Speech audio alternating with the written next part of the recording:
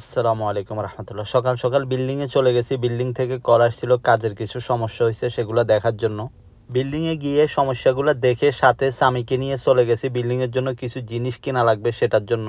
যেই জিনিসগুলো কিনছি ওগুলো আমার গাড়িতে নেওয়া সম্ভব না, তাই ওদের কাছে অর্ডার দিয়ে দিছি, ওরা দুপুরবেলা নিয়ে যায় পৌঁছায় দেবে বলছে। সেখান থেকে চলে গেলাম এটিএম থেকে টাকা তুলে সরাসরি চলে গেছি সুপার মার্কেটে। সেখানে কিছু জিনিস ছিল ওগুলো নিয়ে নিলাম সাথে।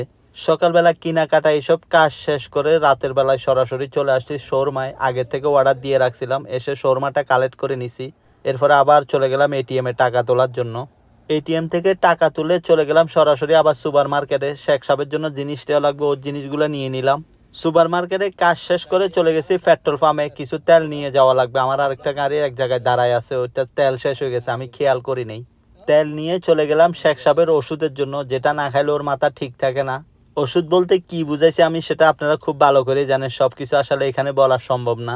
আজকের জন্য এখানেই শেষ করব। সবাই ভালো থাকবেন, সুস্থ থাকবেন। আসসালামু আলাইকুম।